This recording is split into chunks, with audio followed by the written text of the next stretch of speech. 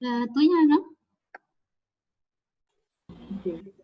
Ahí te va, Diana, te pongo de administradora una vez.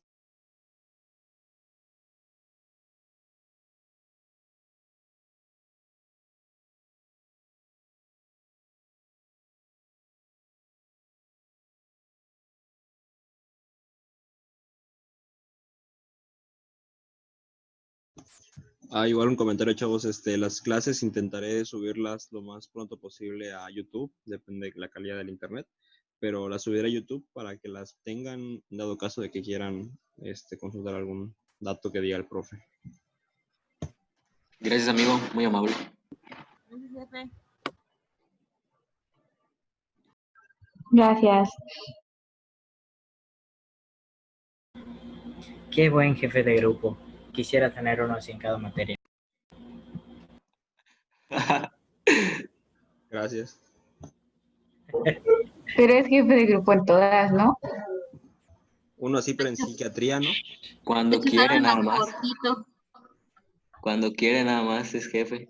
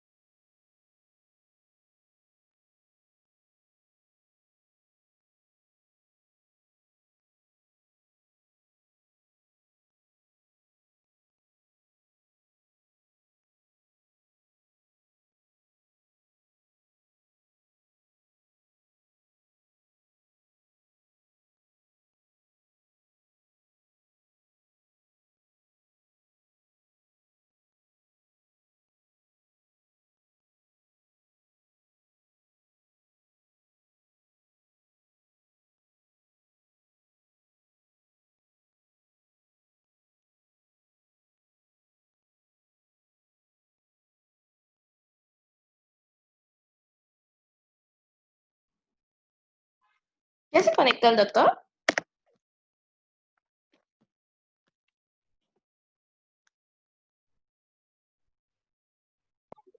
Creo que no.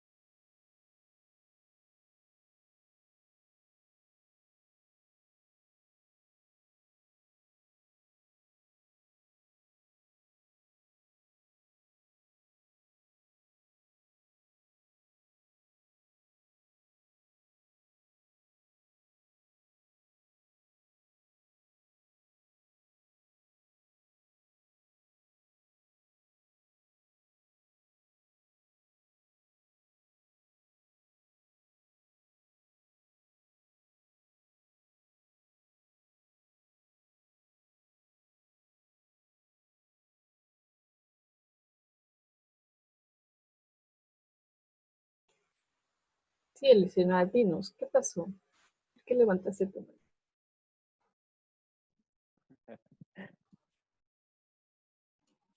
No, compañera, gracias. Error de dedo. Estaba probando.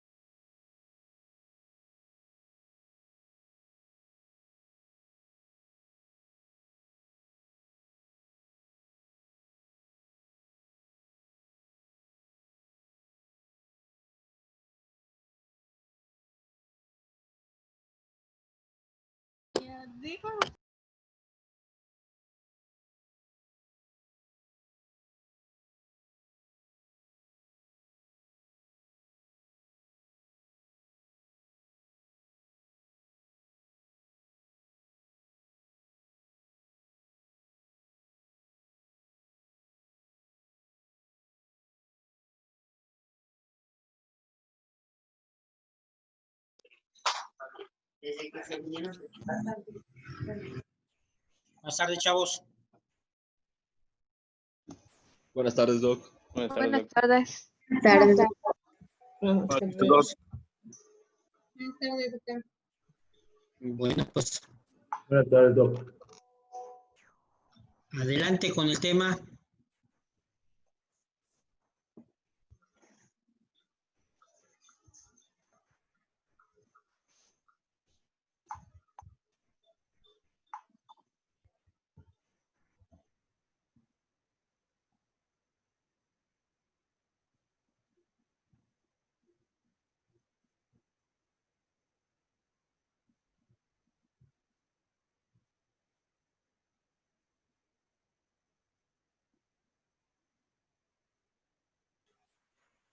Ok. Apenas íbamos a iniciar lo de hernias hiatales, ¿verdad? Sí. Ok. Bueno, pues entonces vamos a ver que primero, pues, ¿qué es una hernia hiatal? Pues vamos a ver que esta es así general.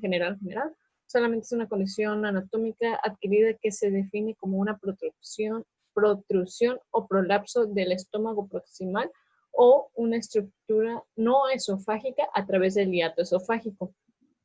No siempre va a estar relacionada con alguna sintomatología y por esto puede que sea difícil determinar su incidencia. De las hernias hiatales vamos a tener 4 diferentes. Primero vamos a describir un poco cada una de estas. Y esto según los criterios de Allison. Tenemos la tipo 1, o también llamadas hernias deslizantes. Son cuando el ligamento frenoesofágico no mantiene la unión gastroesofágica en lo que es la cavidad abdominal y una porción del cardias, o bueno, el cardias, se desplaza entre el mediastino posterior y la cavidad peritoneal.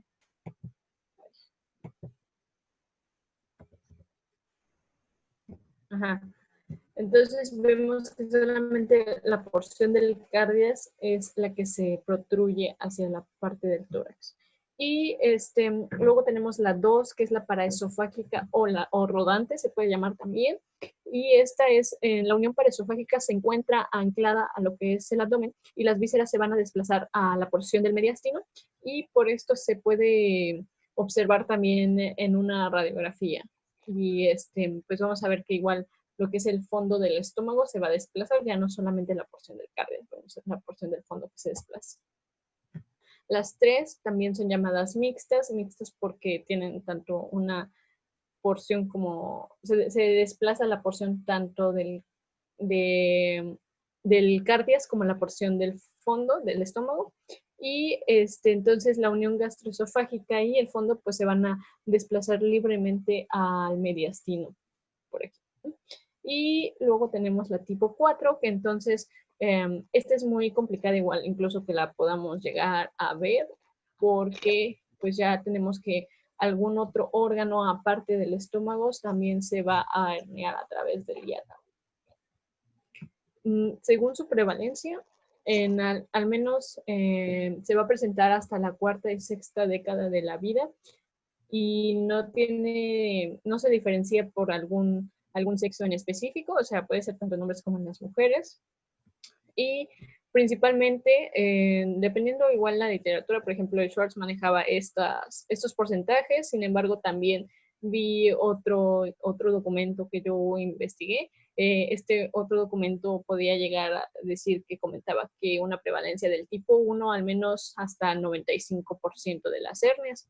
Entonces sí hay una gran diferencia, ¿no? Pero siempre vamos a ver que las principales que se van a manifestar son la tipo 1, luego está la tipo 2 que puede presentarse en el 14% de las veces, el tipo 3 un 0.8%, y las tipo 4, como les había comentado, igual pues va a ser muy difícil que se presenten. Los factores de riesgo que van a predisponer a las hernias hiatales, sobre todo va a ser la obesidad, el índice de masa corporal arriba de 30, porque igual hablaban que en este mismo documento comentaban que arriba de 24.9, si no mal recuerdo, o sea, en el sobrepeso, podía ser, pero podía que no, o sea, que había muy poca evidencia que demostrara su prevalencia en las personas nada más con sobrepeso. También la presencia de alguna aneurisma toracoabdominal, desórdenes en lo que es el sistema esquelético por la decalcificación y degeneración de los huesos, una curvatura normal de la espina, como lo son los jorobados, o también que haya movimientos anormales del intestino medio. Y lo que, pues vamos a hablar un poco más con respecto a cada una de estas hernias, la que es por deslizamiento o la tipo 1, vamos a ver que hay un aumento del hiato y laxitud de lo que es el ligamento frenoesofágico, y entonces se va a herniar una porción del cardias ligeramente hacia arriba, y raras veces van a aumentar de tamaño estas también, y se relacionan muchísimo con lo que es el reflujo gastroesofágico. Entonces, más adelante vamos a ver cómo vamos a poder pues, tratar el diagnóstico diferencial tanto de la 1 y la 2, sobre todo, porque son las que más se presentan, con respecto a, por ejemplo, cómo puedo saber si tengo lo que estoy presentando es reflujo gastroesofágico o es una hernia hiatal, o si estoy teniendo un angor pectoris o es una hernia hiatal, ¿no? Bueno, más adelante. Luego la tipo 2 paraesofágica, también pues vamos a ver que es una porción del estómago que se va a herniar, sobre todo lo que es el fondo. Y esto va a estar, esta hernia, o bueno, esta porción del estómago se va a herniar paralelo al esófago. Pues como les había comentado, lo vamos a poder llegar a identificar en una radiografía de tórax, podríamos verlo. El fondo del estómago pues también se va a herniar a través de lo que es el ligamento frenoesofágico y puede ir progresando con el paso de los años. Perdón. A medida que este orificio aumenta, el hiato pues se va, a medida que el hiato se va ensanchando más y más y más, ¿no? Poco a poquito. Entonces este sí puede ir progresando a diferencia de lo que es la 1 y está relacionada esta sobre todo con lo que son las opresiones torácicas. Entonces, como les he comentado, podríamos llegar a confundir la tipo 2 con un angor pectoris. Pero ahorita vamos a ver. No, es muy fácil su diferenciación o su diagnóstico diferencial, pues. En las tipo 3, pues el hecho de que tengan una baja prevalencia o una baja frecuencia, es difícil que nosotros podamos diagnosticar esta. También se puede presentar como una masa mediastínica incidental en lo que es la radiografía de tórax, como en esta imagen que tenemos. Y se puede proyectar por detrás del corazón en el mediastino posterior. Se puede observar el nivel hidroaéreo nacional pues, del estómago. Se confunde igual con un angor pectoris por la dificultad respiratoria que pueden llegar a presentar. Y tienen dolores espasmódicos. La 4 también se le puede conocer como estómago de cabeza porque básicamente se protruye todo el estómago, entonces quedaría al revés, por así decirlo, o de cabeza. Y no suele pasar, la porción duodenal no suele pasar, ni la vesícula biliar tampoco, pero puede llegar a pasar más que nada lo que es el omento, el colon, el intestino delgado propiamente, el peritoneo o el vaso en la cavidad torácica, ¿no? Y va a estar muy asociado a lo que son las úlceras pépticas y una acidez. También van a presentar lo que es la hiperpnea. Y pues que se presente este tipo de hernia también va a aumentar las probabilidades de una hernia recurrente.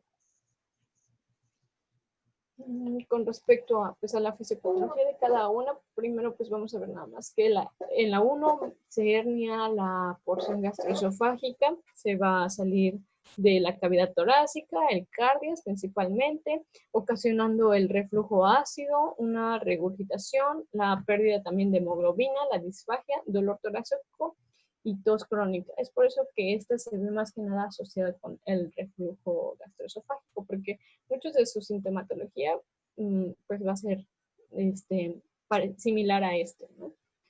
Luego en la 2 van a tener igual anemia por úlceras, el reflujo ácido postprandial y también presentan el dolor torácico. Tienen también un retraso en lo que es la deglución y se les reduce la digestión, o sea, se les hace más lenta. También el vaciado esofágico y el vaciado del estómago, como ya habíamos comentado, cómo es el vaciamiento del estómago también. Esto mismo puede suceder en lo que es en la 3 y es desencadenado por la regurgitación de la comida y sangre o el dolor torácico. La clínica en general para todas, pues vamos a, bueno, en sí comentaba que puede ser asintomáticos para todos y si llegan a presentar los síntomas, pueden ser síntomas como el reflujo gastroesofágico, que ya les había comentado, la regurgitación, la pirosis, disfagia o dinofagia, hematemesis y melena sobre todo, y cuando tienen síntomas atípicos, una tercera parte de los pacientes pueden presentar este tipo de síntomas, que pues es cuando son más que nada las hernias más allá de la tipo 2 o la tipo 3. Y pues ya vemos disnea, tos, expectoración ronquera, pues por lo mismo de que está protruyéndose más órganos, están pasando a lo que es la cavidad torácica y pues obviamente también van a comprimir a todos los demás órganos que ya tenemos en la cavidad torácica, pues dificultando presentando sintomatología como si fuera pulmonar o cardíaca. Una pregunta, perdón que interrumpa. A ver, pon la anterior, por favor. Estos datos que estás poniendo aquí, ¿son datos de reflujo o datos de hernia? Sí, o sea, son síntomas de reflujo gastroesofágico. O sea, son síntomas de reflujo gastroesofágico, pero que se presentan también en lo que son las hernias. Algunas veces, claramente. O sea, en toda hernia hay reflujo. No, ¿O en toda hernia cursa con reflujo? No, no toda hernia cursa con reflujo. Me imagino que entonces vas a dar más al rato la diferencia entre hernia y reflujo.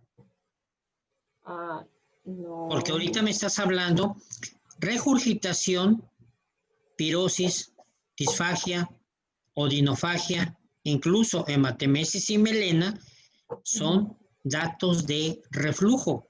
De hecho, voy a ser más puntual. Regurgitación, pirosis y disfagia y odinofagia, que son datos de reflujo, bien. Pero ya hematemesis y a lo mejor hasta melena, ahí te va. Ya son datos de esofagitis. Entonces, como que ya estamos en un severo problema porque yo ya no sé qué tiene mi paciente. ¿Tiene reflujo? ¿Tiene hernia?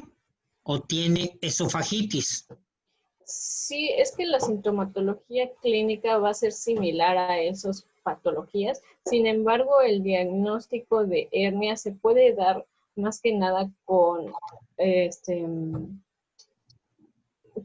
imágenes, pues, o sea, es la imagenología, principalmente esa es la forma en la que se va a diagnosticar, no con la clínica, porque normalmente estos pacientes van a ser asintomáticos y si llegan a presentar síntomas, van a ser síntomas similares a un reflujo gastroesofágico o a un dolor torácico. De acuerdo. Llegaste al punto que quería llegar y muy bien, ¿sí?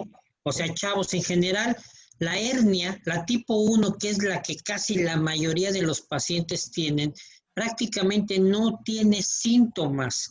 Los síntomas que nos va a referir el paciente habitualmente son los de reflujo, pero además el reflujo no quiere decir que ya tenga esofagitis, sino tiene solo reflujo, ¿sí? Entonces, siendo estrictos, la hernia ya tal no duele, que quede claro, ni me doy cuenta.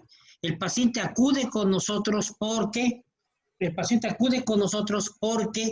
tiene datos de reflujo, en donde yo inclusive debo de sospechar que puede tener datos de esofagitis, pero eso no lo voy a ver, lo puedo sospechar. Lo que sí, regurgitación, pirosis, disfagia y odinofagia, y tal vez disnea, tos, expectoración, ronquera, son datos de reflujo. Ahora, otro mensaje. No toda hernia cursa con reflujo y no todo reflujo tiene hernia. Apréndase bien eso, ¿sí? Porque es muy importante esa distinción. ¿Sale? Doctor, Ok, entonces, esos tres serían diagnósticos diferenciales, ¿no? Por supuesto, pero lo que quiero, sí, definitivamente sí, la respuesta es sí. Y tienen que hacer diagnóstico diferencial de esas tres entidades porque las tres se manejan diferente y las tres se pueden complicar de diferente manera. Y tú lo pusiste en una de tus diapositivas anteriores. Estas hernias no crecen, no aumentan. Lo que sí puede aumentar son los signos y síntomas de reflujo, pero no porque haya aumentado de tamaño la hernia, ¿sí?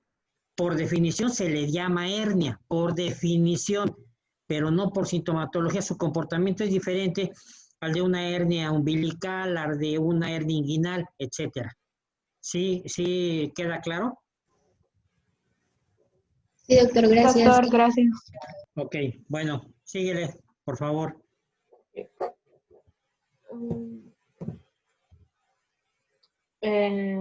Pues, bueno, no creo que tenga significado igual decir esto, también tiene que ver con la demás sintomatología, pero como les comento, está más que nada relacionada con el reflujo, pero no es que vayamos a presentar sintomatología en la hernia yatal, ¿no?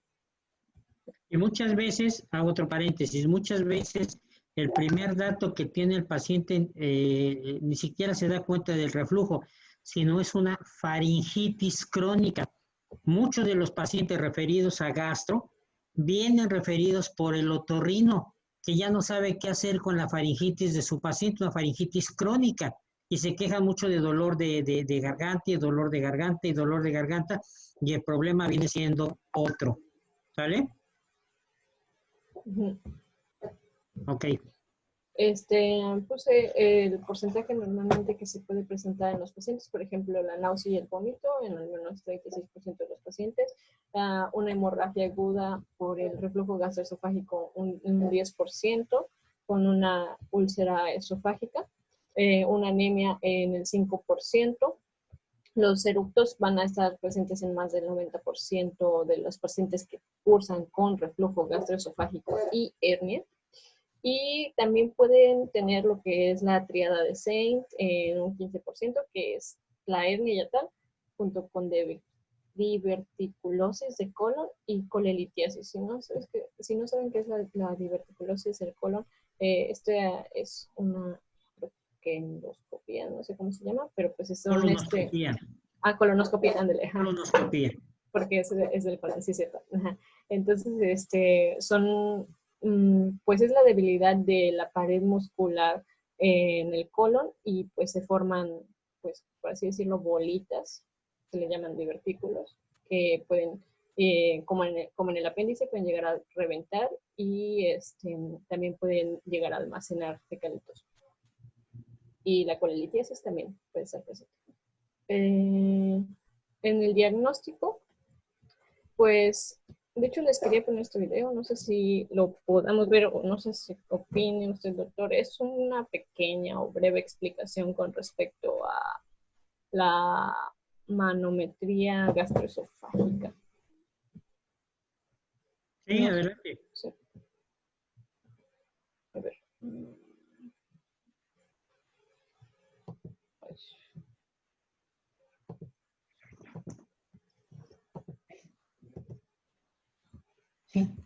Sí, sí sabía.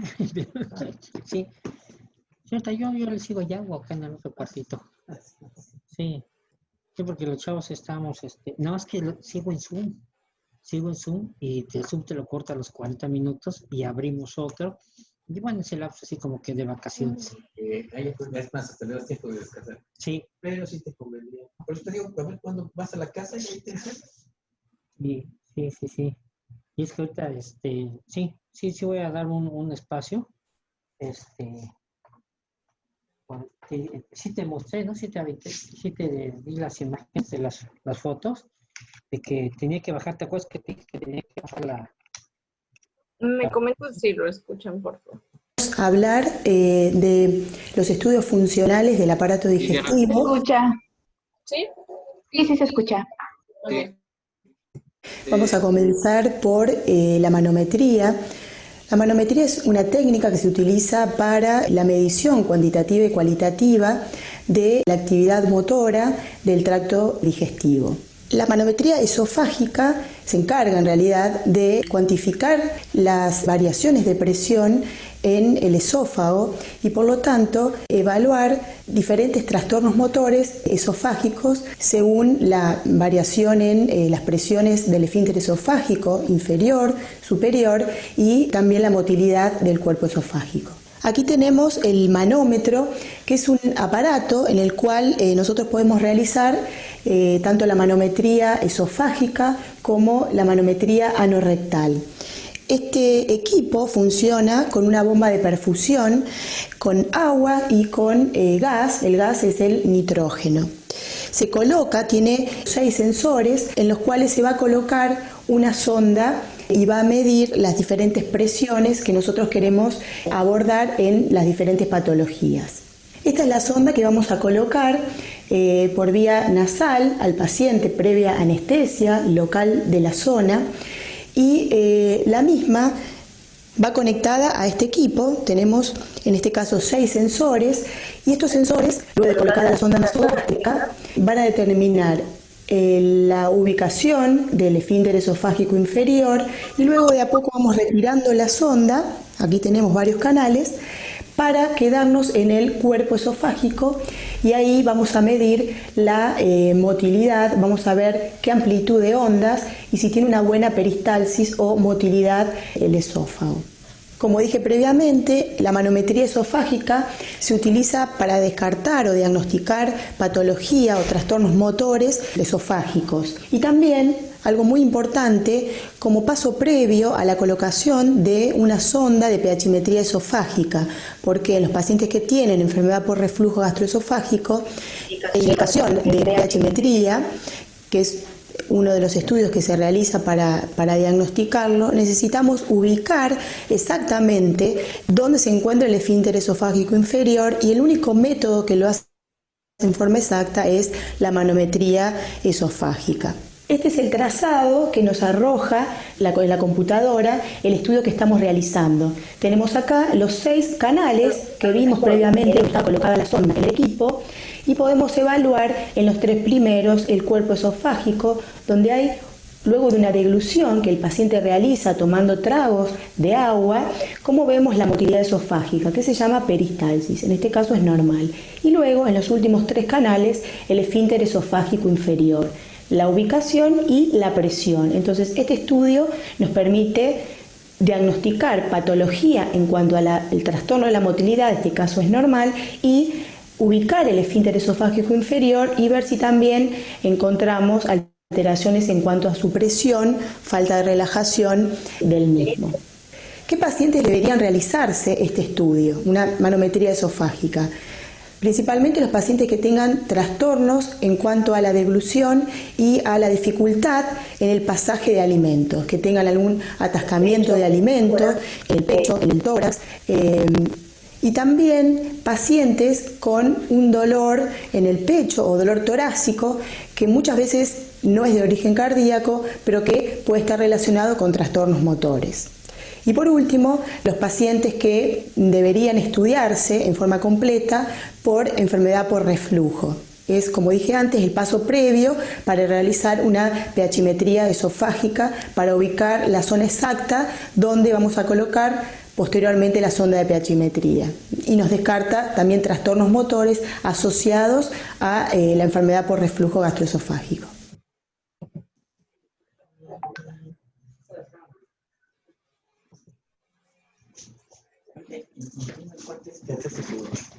Colonoscopia. Sí vino. Normal.